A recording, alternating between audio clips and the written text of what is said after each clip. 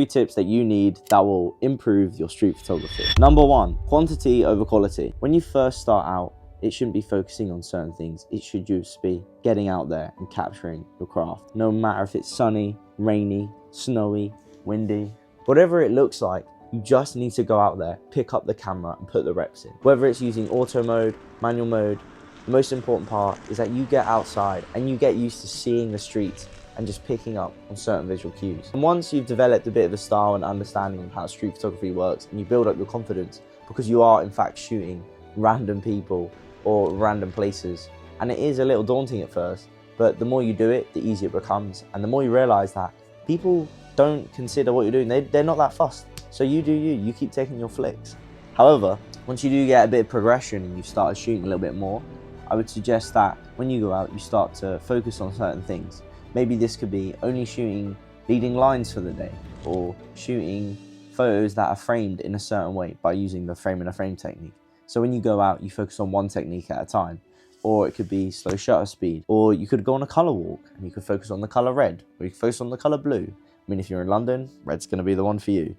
But I think when you do street photography, the most important part is that you just get your reps in, and regardless of weather and what's going on, the thing is, when you get out there, you have no idea what you're going to see. It's just an everyday thing. Like, street photography is just capturing the norm and what is going on around you.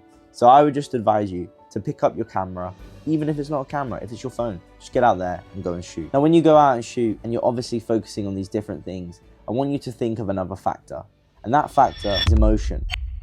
Emotion allows you to convey so much through an image. The thing is, when you're taking photos, you don't get the movement of video. So you're freezing something like a moment in time, and that is all you get. You don't get the video, you don't get to see the motion. So it's important that when you take these photos, in the back of your head, you want an emotion to be conveyed from this. You want the viewer to feel dark, depressed, happy, sad. Is it going to be moody? Is it going to be mysterious? There's so many different factors that go into photos, but as you're snapping away, you'll pick up on certain factors, which means your photos will look how you want them to.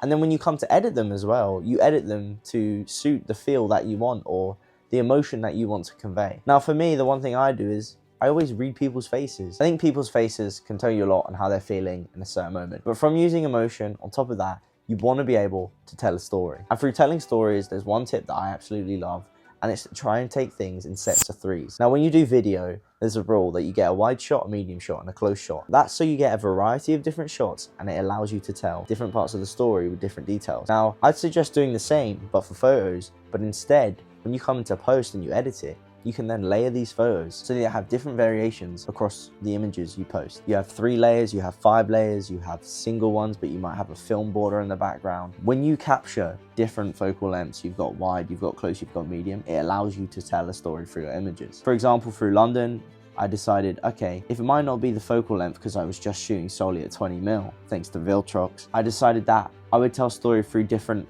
colors, and the color is what gives out an emotion. So some of these images came out super cold. However, it was a very, very cold day. But for some of these images, I decided, you know what, let's completely swap the script and let's put on a completely warm edit. So then you get this nice contrast when you put together these little layered images, and it allows you to convey a story. Another thing I like to look for when telling about emotion and story is what people are wearing. I think it makes people so unique how they wear whatever they want, and it's all so different. Everyone wears what they do for a reason, and it tells a lot about a person, or in a way, I think it just adds to the story of a photo. Especially in London, you've got a lot of people in suits, you've got a lot of people in trench coats, and I think for that old nostalgic style, it really comes out well. So wherever you are, try and take in these little details on people. But it's not for you there to judge, it's for you there to witness and enjoy that people are different and people wear different things, and that is amazing for us photographers to capture. Number 3 is just take your time doing street photography. I think sometimes it's appropriate when you're running around with a high shutter speed, basically run and gun, and you can ensure that you capture all your shots and you don't miss a single shot. But one of the main things I would suggest is just take your time and just take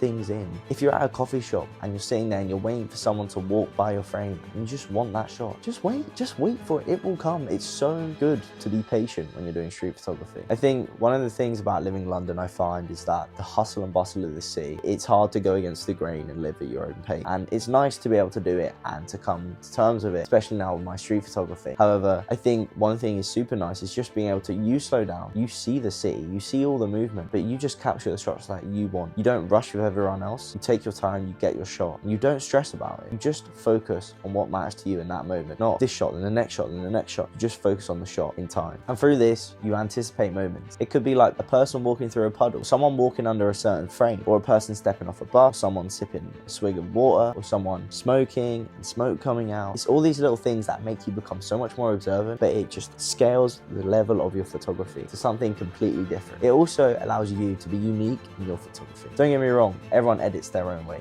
Everyone takes their photos in their own way. But if you can tell stories and emotion alongside being patient through capturing this all, it allows you to present your vision to the world in such a nice, neat way that no one else can do. Now, I hope these 3 tips can help you go out in the streets and feel more confident with your street photography. Subscribe for more. I'll see you very soon.